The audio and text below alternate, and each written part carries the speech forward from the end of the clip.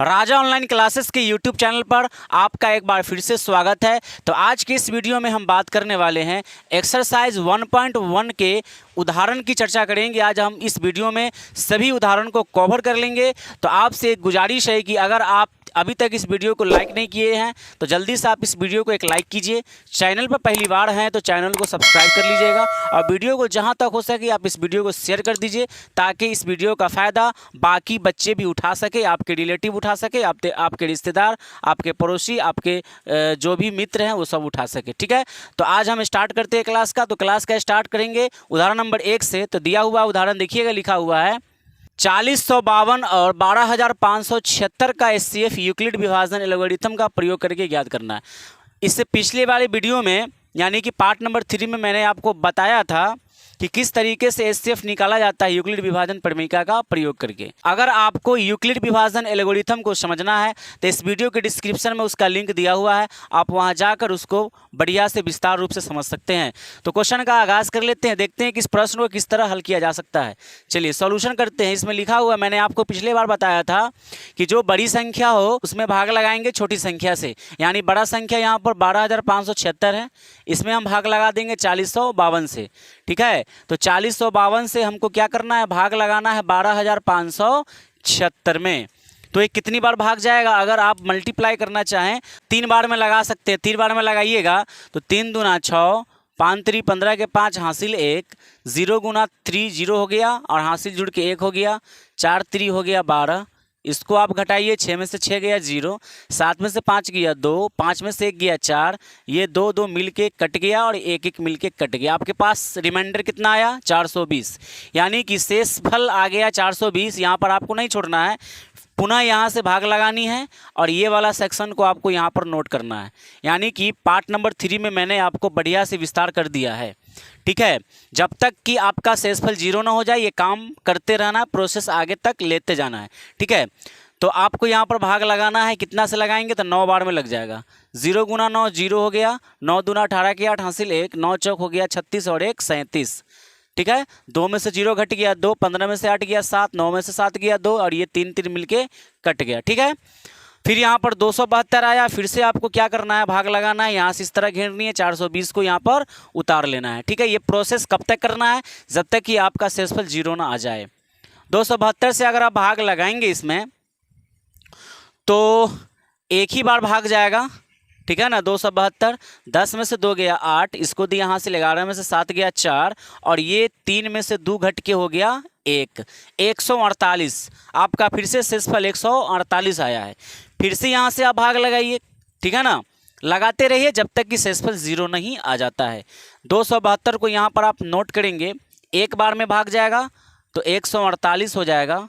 उसके बाद 12 में से 8 घटाएंगे 4 होगा, 6 में से 4 गया 2 होगा और उसके बाद ये 2 में से 1 गया 1 आएगा, 124। फिर से यहाँ से भाग लगेगा, आप फिर भाग लगाइए, 148 को यहाँ पर नोट कर लीजिए। भाग लगाएंगे तो ये एक ही बार में फिर से भाग जाने वाला है, तो 124 यहाँ पर आ गया। 8 में से 4 गया 4, 4 में से 2 गया 2 और ये आपस में कट गया। 24 फिर से आपको यहाँ पर शेषफल प्राप्त हुआ है। पुनः आप फिर से भाग लगाएंगे, यहाँ पर 124 को उतारेंगे। कितनी बार भाग जाएगा, तो अगर आप लगाना चाहे तो 5 बार में ये भाग लगेगा। 24 पंचे होता है 120, 4 ये घट के आ गया, 2 में से 2 गया, ये कट गया और ये भी कट गया, 4 शेषफल आया। फिर से यहाँ से आपको घेरना है और 24 को यहाँ पर उतार लेनी है। 4 6 24 होता है और यहाँ से 24 आपस में ये कट गया और आपका शेषफल 0 आ गया। यहाँ पर ब्रेक ले लेना है, यानी जहाँ पर आपका शेषफल 0 आए वहीं पर आपको रुक जाना है। चूंकि आपका आंसर आ चुका है, आपका जो मौसा है वह कितना है, ये 4 है। ये जो 4 है ना, यही आपका मौसा है। मैंने आपको बताया था, शायद आपको याद होगा, लास्ट में कट जाता है जिस संख्या से वही आंसर हो जाता है आपका, यानी वही मौसा कहलाता है। ठीक है, अब इस सारे सिस्टम को आपको जो है चरण लिख लेने हैं। इसके एग्जाम में आपको ये भी करना है। इसके साथ साथ जो इम्पोर्टेंट बातें हैं, सबसे ज़्यादा खास बात जो है वो चरण होता है। तो चरण तो आपको लिखना ही लिखना है एग्जाम के अंदर, चाहे जो हो जाए। तो चरण नंबर फर्स्ट, स्टेप आपने क्या क्या पूरा किया, तो पहली स्टेप को आप यहाँ पर देखेंगे, यहाँ पर तो आप इसको क्या बोलते हैं, ए बोलते हैं, ठीक है। इसको आप क्या बोलते हैं, इसको आप बी बोलते हैं, इसको आप क्यू बोलते हैं, और इसको क्या बोलते हैं, आर बोला जाता है, ठीक है। तो इस तरीके से आपने फॉर्मूला पढ़ा था ए बराबर बी क्यू प्लस आर। आपने क्या पढ़ा था, ए बराबर बी क्यू प्लस आर, ए बराबर बी क्यू प्लस आर, ये आपने पढ़ा था, ठीक है। तो आपका चरण नंबर फर्स्ट क्या लिखाएगा, ए का मतलब 12,576 लिखिए, 12,576 बराबर में बी का मतलब 4052, आप लिखेंगे 4052 गुना क्यू मतलब 3 और प्लस में 420। यानी आपको ये समझ आनी चाहिए कि ए बराबर बी क्यू प्लस आर का मतलब बी को क्यू के साथ गुना और प्लस आर को जोड़ लेना है। ये जो सेक्शन है ना, ये स्टेप, इस स्टेप को हमने इस फॉर्मेट में लिख दिया। दूसरा नंबर, आपने क्या चरण पूरा किया, तो आपने इस सेक्शन को पूरा किया, इस सेक्शन को। इसमें ए का मान ये रहा, बी का मान ये रहा, क्यू का मान ये रहा और आर का मान ये रहा, ठीक है। इस वाले सेक्शन में तो आप क्या लिखेंगे, 4052 बराबर 420 गुना 9 और प्लस में 272, ठीक है। दूसरा स्टेप पूरा हो गया। तीसरा स्टेप में आपने क्या किया, तीसरा स्टेप ये रहा आपका, ये है आपका तीसरा स्टेप। तो इस स्टेप को आप लिखेंगे, तो ए का मान हो गया 420, तो 420 बराबर 272 गुना 1 प्लस 148। नंबर 4 चरण में आप क्या लिखेंगे, तो आपने इस स्टेप को कंप्लीट किया है, इस स्टेप को आपने कंप्लीट किया है। तो आप क्या लिखेंगे, 272 बराबर 148 गुना 1 प्लस 124। फिर नंबर 5, पांचवा स्टेप में आप क्या लिखेंगे, तो पांचवा चरण आपने इसको कंप्लीट किया, ये वाले सेक्शन को आपने कंप्लीट किया है, तो इसको आप क्या लिखेंगे, 148 बराबर 124 गुना 1 और प्लस में 24, ठीक है। नंबर 6 वाले स्टेप की ओर चलते हैं। तो नंबर 6 में आपने ये चरण पूरा किया, तो आप क्या लिखेंगे, 124 बराबर 24 गुना 5 प्लस 4, 5 प्लस 4। चलिए नंबर 7 वाले चरण में आप क्या लिखेंगे, नंबर 7 में आप लिखेंगे, इस चरण को कंप्लीट किए हैं ना, तो इस कंप्लीट वाले चरण को लिखेंगे, यानी कि 24 बराबर 4 गुना 6 प्लस 0, 4 गुना 6 प्लस 0। क्यों 0, क्यों, क्योंकि शेषफल 0 हो चुका है। अब शेषफल 0 हो चुका, तो जिस स्टेप में आर का मान 0 हो गया, जिस स्टेप में आर का मान 0 हो जाता है, उस स्टेप में बी की वैल्यू क्या होती है, मसा। आप यहाँ पर एक लाइन लिख देंगे, है ना, मसा बराबर कितना है भाई, तो 4 है। ये आपका आंसर हो गया, ठीक है। उम्मीद करते हैं कि ये क्वेश्चन आपको समझ में आई होगी, इसका सॉल्यूशन समझ में आया होगा। तो उदाहरण नंबर 2 की तरफ बढ़ते हैं, देखते हैं वो उदाहरण किस तरीके का है। उदाहरण नंबर 2 को देखते हैं किस तरह का यह प्रश्न है और कैसे इसका सॉल्यूशन होता है। तो उदाहरण नंबर 2 लिखा हुआ है कि दर्शाइए कि प्रत्येक धनात्मक समपूर्णांक 2q के रूप का होता है तथा प्रत्येक विषम धनात्मक पूर्णांक 2q प्लस 1 के रूप का होता है, जहां q कोई पूर्णांक है। पूर्णांक की बात हुई है, तो सबसे पहले हम आपको बता देते हैं कि पूर्णांक क्या होता है। तो पूर्णांक का मतलब क्या हुआ, पूर्णांक का मतलब कि अगर आप 0 के दाहिना तरफ बढ़ें तो 1 2 3 4 5 डॉट डॉट ये अनंत तक जाएगा, और अगर इसके बाईं ओर बढ़ें तो -1 -2 -3 -4 -5 डॉट डॉट ये भी अनंत तक जाएगा, ठीक है।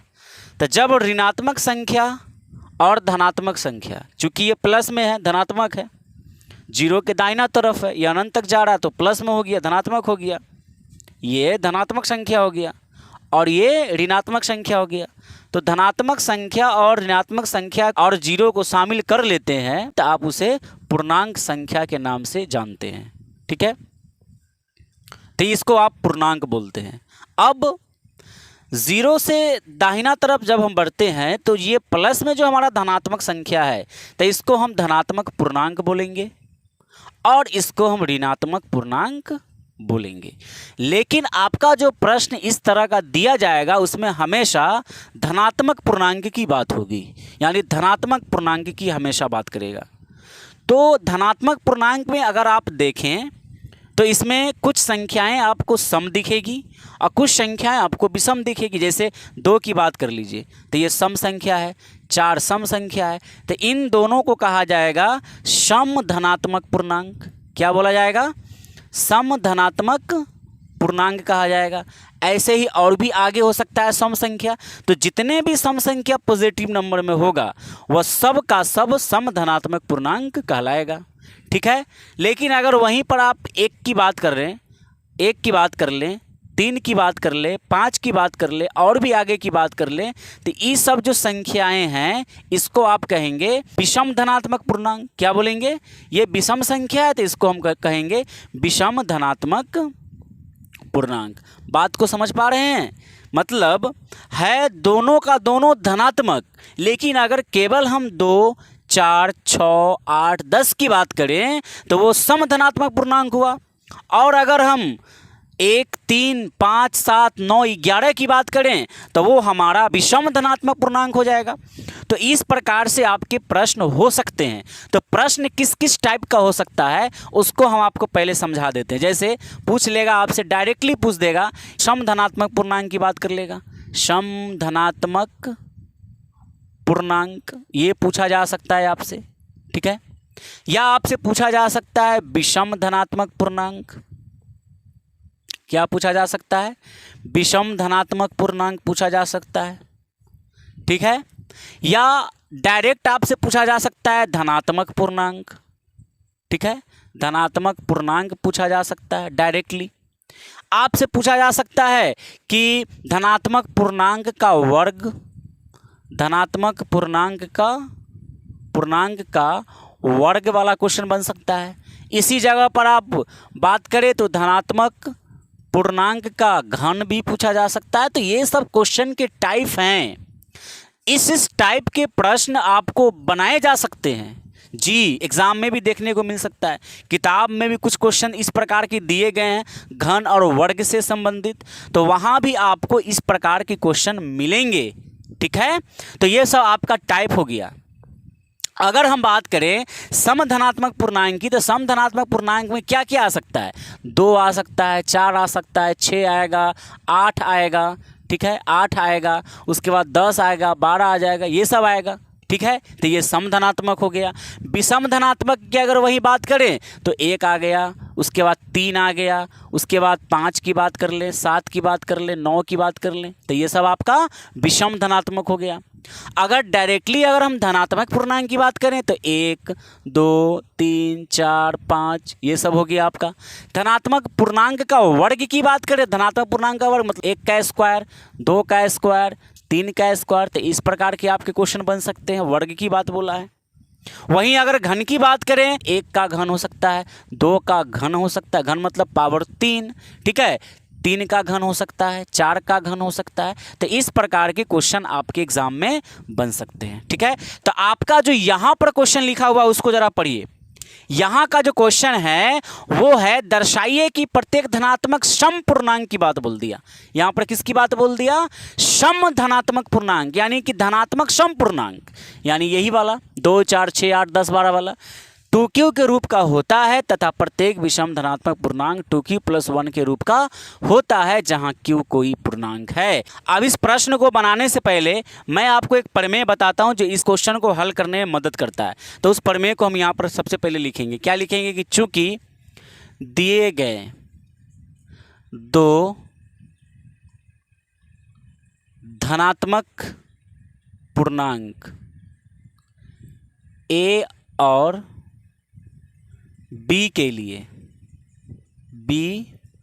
लिए ऐसी अद्वितीय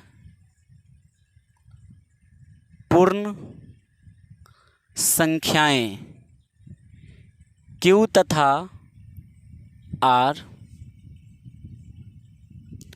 विद्यमान हैं कि a बराबर होता है BQ + R। एक रिलेशन है इसका जहाँ 0 <= R और B, ये इसका रिलेशन है। मतलब जहाँ R का मान 0 और B के बीच होता है, यानी R का मान 0 हो सकता है, 0 से बड़ा हो सकता है, लेकिन B से हमेशा छोटा रहेगा। ठीक है। ये रिलेशन मैंने आपको पिछली बार वीडियो बनाए थे तो उसमें मैंने आपको समझा दिया है, नहीं देखे हैं इस वीडियो के डिस्क्रिप्शन में वहाँ से जाकर आप देख लीजिए। ठीक है, तो इस प्रश्न को हम करने वाले हैं, क्या करेंगे देखिएगा ज़रा ध्यान से। इस प्रमेयिका को देखें तो ये प्रमेयिका में Q के बगल में क्या दिख रहा है आपको, B दिख रहा है। और यहाँ जो आपका प्रश्न है इसमें आप देखिए Q के बगल में क्या दिख रहा है, 2 दिख रहा है। यानी यहाँ Q का गुणांक 2 और यहाँ Q का गुणांक B, तो मतलब हुआ कि यहाँ B का मान 2 हुआ कि नहीं। तो यहाँ पर हम मानेंगे, माना कि B बराबर 2। क्या मान लिए हम, B बराबर 2। अगर आपका प्रश्न रहता 3Q तो आप B का मान कितना लेते हैं, 3। 4Q रहता तो आप क्या लेते हैं, B का मान 4 लेते। 5Q रहता तो 5 लेते। 6 रहता तो 6 लेते। समझ में आ रहा है कि नहीं। तो B का मान आपने 2 लिया। अब इस फॉर्मेट में रखेंगे तो A बराबर इस B की जगह 2 रख दिए, Q अपने जगह पर R। ठीक है, रिलेशन बैठाएंगे 0 less than equal to R less than B का मान क्या डाले हैं, 2 यहाँ पर डाल देना है। ठीक है, अब यहाँ पर जो B का मान 2 है ये हमें बताना चाहता है कि भाई जो शेषफल होगा वह हमेशा 2 से छोटा होगा। यानी शेषफल 0 हो सकता है, शेषफल 1 हो सकता है, लेकिन शेषफल 2 नहीं होगा। B के बराबर में कभी R का मान नहीं हो सकता है। ठीक है ना, तो यहाँ पर जो होगा R का वैल्यू कितना हो सकता है, 0 हो सकता है और 1 हो सकता है। ठीक है, 2 नहीं होगा। तो ये हमारे पास रिलेशन बना, R का 2 मान बना। तो हमारे पास यहाँ केस बनेंगे, वो 2 केसेस बनाएंगे। ठीक है, जिसमें हम R का वैल्यू एक बार 0 डालेंगे फिर 1 डालेंगे और वहाँ से इक्वेशन तैयार करेंगे। कैसे करना है ऐसे देखिए, इसको जो है ना आपने लिखा A बराबर 2Q प्लस R, इसको आप समीकरण नंबर फर्स्ट मान लीजिए और यहाँ पर लिखिए कि समीकरण 1 में R बराबर 0 रखने पर, R बराबर 0 रखने पर इस पर रखिए R का मान। तो A बराबर 2Q प्लस 0, और A बराबर 2Q प्लस 0, तो A की वैल्यू हो गई आपके पास 2Q। देखिए A बराबर क्या निकल के आया, 2Q। 2Q को अगर हम गौर से देखें तो इस 2Q में अगर हम 2 से भाग लगाएं तो 2 पूरा विभाजित हो जाता है, यानी कि ये कट गया। तो कटने से ये सम संख्या हुआ। यानी यहाँ पर हम लिख सकते हैं कि चूँकि 2Q 2 से क्या है, विभाज्य है। क्या है, विभाज्य है। इसलिए 2Q सम होगा कि विषम, तो कहेंगे सम होगा। तो यहाँ पर लिखेंगे सम धनात्मक पूर्णांक है। ठीक है, ये पहला नंबर आपके पास केस तैयार हो गया। ठीक है, तो इस यहाँ पर हम लिख देंगे केस फर्स्ट। ठीक है, यहाँ पर लिखिए केस सेकंड। केस सेकंड में अगर हम देखें तो अब की बार हमको R का मान कितना डालना है, 1। तो लिखेंगे समीकरण 1 में R बराबर कितना डालने पर, 1 रखने पर। तो समीकरण 1 ये रहा, A बराबर 2Q प्लस R। तो यहाँ पर आप क्या करें, R की वैल्यू 1 रखेंगे तो प्राप्त हो गया A बराबर 2Q प्लस 1। अगर आप A का मान और से देखें 2Q प्लस 1, अगर आप 2 से भाग लगाएंगे तो 2Q तो कट जाएगा, 2 तो कट जाएगा, लेकिन 1 में भाग नहीं लगेगा। यानी कि ये सम नहीं है, फिर ये क्या है, तो विषम है। यहाँ पर लिखेंगे चूँकि 2Q प्लस 1 2 से विभाज्य नहीं है, इसलिए 2Q प्लस 1 विषम धनात्मक पूर्णांक है। ठीक है, तो इस तरह हमने ये देखा कि एक पहले केस में तो आया A बराबर 2Q और दूसरे केस में आया A बराबर 2Q प्लस 1। तो आपको ये पता चल गया होगा कि जो हमको चेक करना था 2Q के रूप का होता है या नहीं, वो तो प्राप्त हो गया ना। तो ये रहा आपका उदाहरण नंबर 2, उसका सॉल्यूशन। उम्मीद करते हैं कि ये सॉल्यूशन आपको समझ में आया होगा। तो उदाहरण नंबर 3 देखते हैं कि उसका सॉल्यूशन क्या है और किस तरह का प्रश्न है। अब हम उदाहरण नंबर 3 करते हैं। ये क्वेश्चन भी बहुत अच्छा क्वेश्चन है और बहुत खास क्वेश्चन है। आप इसमें स्टार लगा ले, चूँकि हो सकता है कि आपको एग्जाम में देखने को मिले। ये पर हम स्टार डाल देते हैं इसको, एग्जाम के पॉइंट ऑफ व्यू से बहुत इंपॉर्टेंट क्वेश्चन है। लिखा है कि दर्शाइए कि एक धनात्मक विषम पूर्णांक 4Q प्लस 1 या 4Q प्लस 3 के रूप का होता है जहाँ Q एक पूर्णांक है। ठीक है, हल करना है, सॉल्यूशन लिखेंगे, सेम वही आपको लिखना है, प्रमेयिका तो लिखना ही लिखना है। लिखेंगे कि दिए गए, इसको तो आपको रट ही जाना है, ठीक है ना। दिए गए दो धनात्मक पूर्णांक A और B के लिए ऐसी अद्वितीय पूर्ण संख्याएं Q तथा R विद्यमान हैं कि A बराबर होता है BQ प्लस R, जहाँ 0 less than equal to R less than B, ये रिलेशन है। इससे पहले वाले क्वेश्चन में दिया था 2Q, यहाँ पर दिया है 4Q। ठीक है, Q के बगल में क्या आपको दिख रहा है? Q के बगल में है 4, यानी कि Q के बगल में जो होता है वो B का मान होता है। तो लिखेंगे माना B बराबर 4। क्या मानेंगे? B बराबर 4। ठीक है, इतना काम कर लेना है।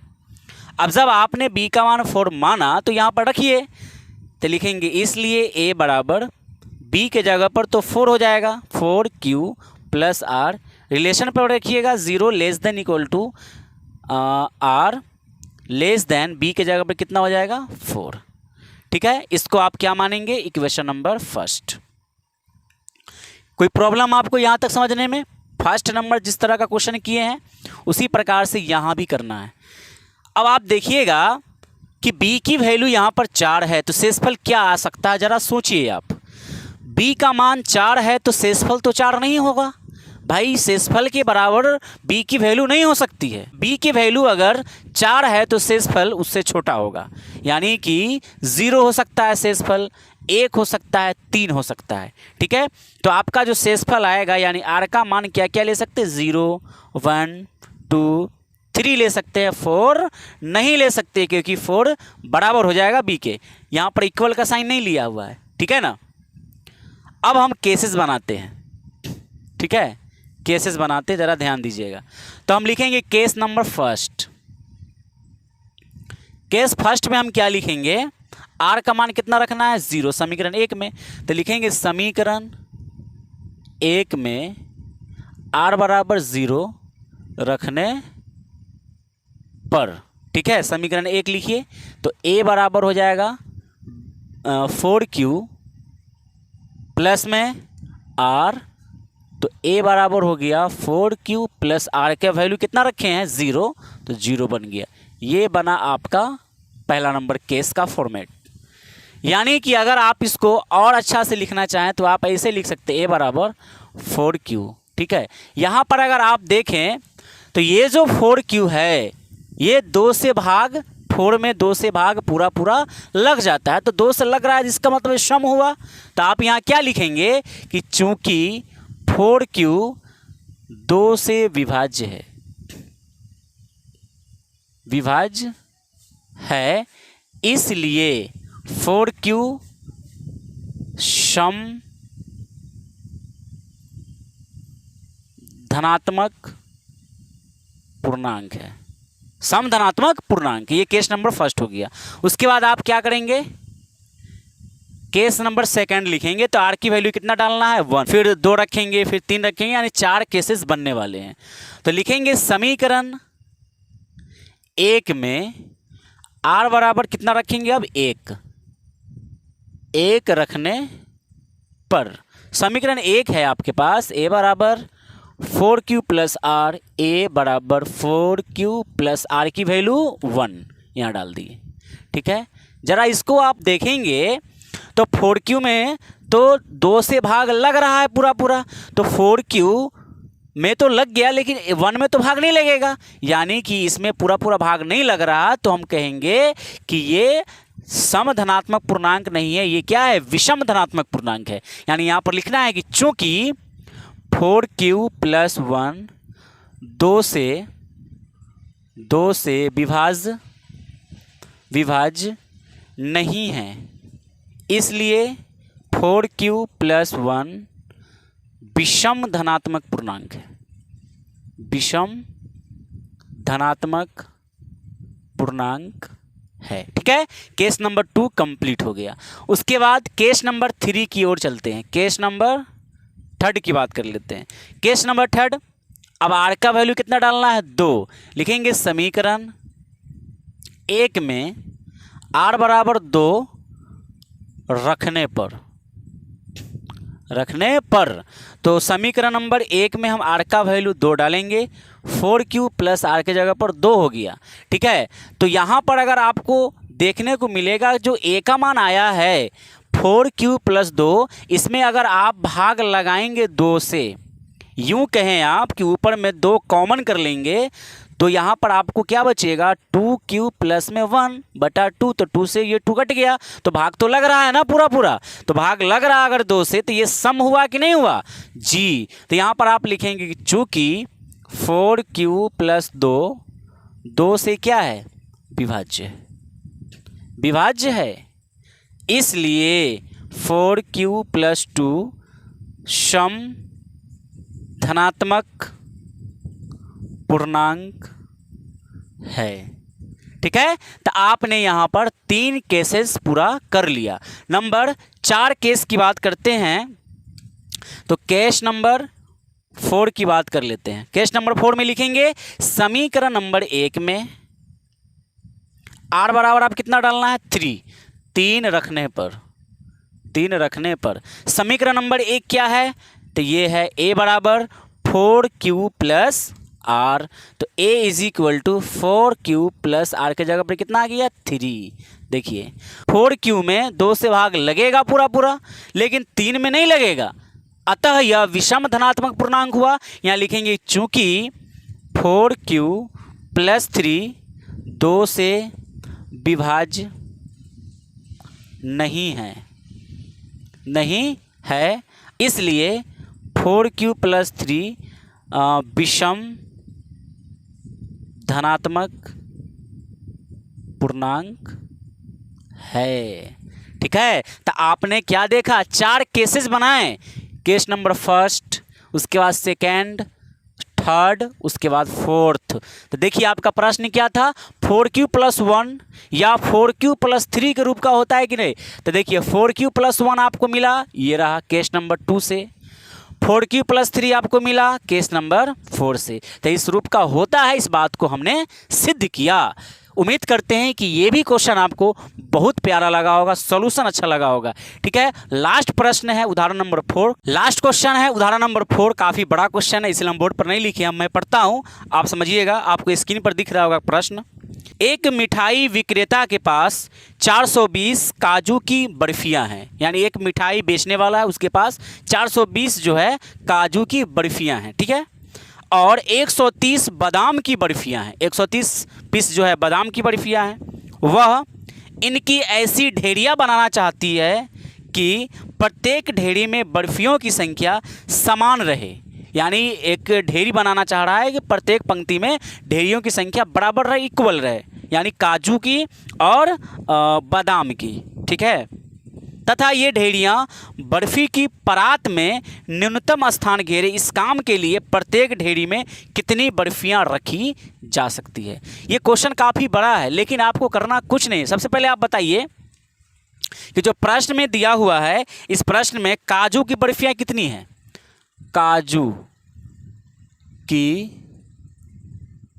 बर्फियाँ, काजू की जो बर्फियाँ इसमें दिया हुआ है वह है हमारे पास 420। कितने हैं, 420। ठीक है, उसके बाद बादाम की बर्फियाँ कितनी हैं, बादाम की जो बर्फियाँ हैं वो है हमारे पास 130। बस आपको कुछ नहीं करना है, इन दोनों का HCF निकाल दीजिए, मौसा निकालिए, आंसर आपको मिल जाएगा। ठीक है, तो मौसा आप कैसे निकालेंगे, वही विधि, वही तरीका, सब कुछ वही रहेगा। तो हम लिखेंगे यहाँ पर जो बड़े वाले नंबर है उसको हम उसमें भाग लगाएंगे छोटे वाले नंबर से। तो 130 से भाग लगाएंगे आप 420 में, कितनी बार जाएगा, तो इसमें अगर आप भाग लगाएंगे तो 3 बार में जाएगा, है ना। 13 × 39 390, 0 आ गया, 12 में से 9 घट के 3 और 3 से 3 फ्री हो गया, 30 आया आपके पास, रिमाइंडर बचा तो इसको आप घेरिए, यहाँ से 130 को नोट कीजिए। अब यहाँ पर कितनी बार भाग जाएगा ये, तो 4 बार में भाग जाएगा। तो 4 3 होता है 12, 120, 0 और ये 1 आ गया और ये कट गया।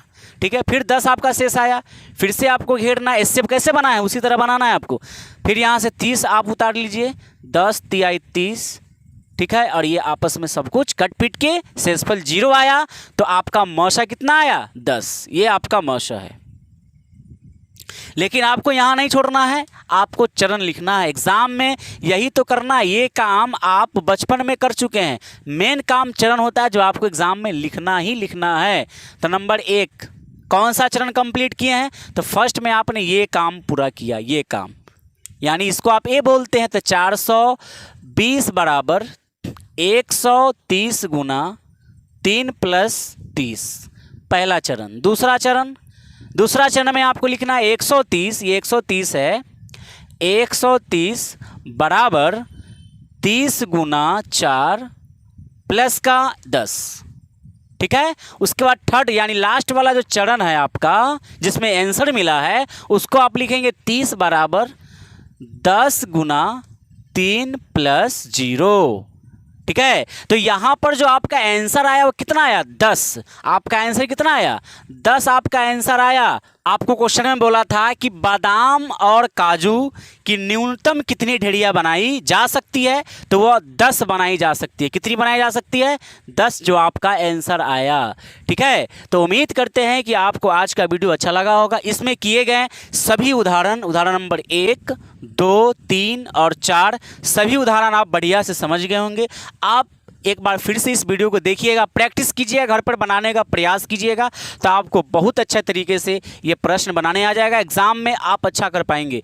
तो फिर मिलते हैं आपके साथ एक अगले वीडियो में पार्ट नंबर 5 के साथ। ये पार्ट नंबर 4 है, हम पार्ट नंबर 5 के साथ मिलते हैं।